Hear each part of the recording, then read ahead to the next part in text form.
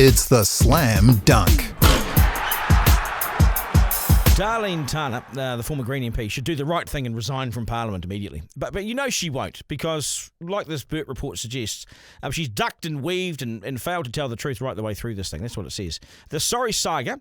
It's a sorry saga. It's become clear that she had a hands-on role with her husband's bike business in which they were accused of hiring and exploiting immigrant workers by refusing to pay them their wages, effectively, what they're owed. Now, what we've also heard this morning is that Darleen Tana has said in the past, I'm not involved in the business. We've heard this morning from Chuck Simpson, one of those exploited workers, that she was involved so much so there were 500 WhatsApp messages between her and some of these workers. So we've now got this evidence. That's only just been released. The report's not released, but we've had information from the report released to us by Chuck. Now, we've heard all this on the podcast before, this point-blank refusal to pay workers what they're owed. And claimants like Chuck Simpson, who I just mentioned, had to go all the way to the ERA to get what he was owed. It took 5 years. It's a major embarrassment for the Greens, and it comes hot on the heels of their other, now former MP, Goliz Gharanham, who was convicted of theft. But also, some credit needs to go to the Greens also, I think, the way that they've handled this. It has surprised me. I thought this would be a bit of a whitewash, or it would have been inconclusive. But no, it's the other way around. They are holding her to account. But the evidence has clearly been overwhelming and undeniable, and the Greens have had to front-foot it and throw Tana to the wolves. That is never easy, and Chloe Swarbrick, in my view, has done the right thing here. In her, it's one of her first big tests as the sole co-leader of the party, isn't it? But Tana has other ideas and has given the Greens and the New Zealand taxpayer the one-fingered salute, the middle finger, up yours, she has said to all of us. And she's clearly going nowhere and intends to hang around Parliament. She may even join up with the Māori Party, who knows?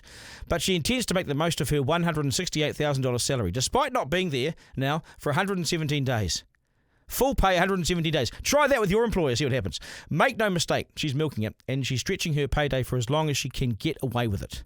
Let's be clear, she has no business continuing in Parliament. She's a joke. She's a renegade, she's isolated, she's wounded, and this is now officially a rort. It's a rort. She's an MP who's gone rogue and is merely trying to stay on the public payroll for as long as she can. The Greens, along with Speaker Jerry Browning, can kickstart the Waka jumping law in an attempt to kick her out of Parliament. It requires a few things to happen in the parliamentary process, hence why the Greens have asked her politely to please resign, to which she has turned around and said, nah, F you.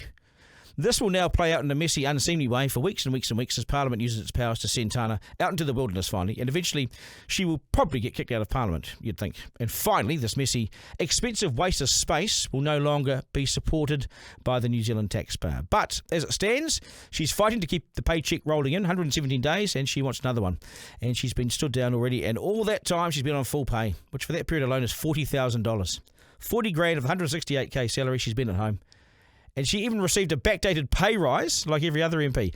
Who knows what sort of travel costs she's racked up as well. Tana should resign, and the Greens should place their report and concerns with the New Zealand police and immigration authorities to see if formal charges arise as a result. Years ago, now do you remember this? Years ago, Labour inquired into the now deceased MP, Taito Philip Field, for claims that he exploited immigrant workers. You remember this?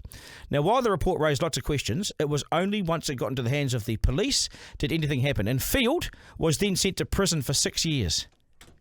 Tana may be clinging on to her parliamentary job for the sake of a payday, but she may yet face much more serious consequences if the police step in and decide there is enough evidence to send this to court. Garner.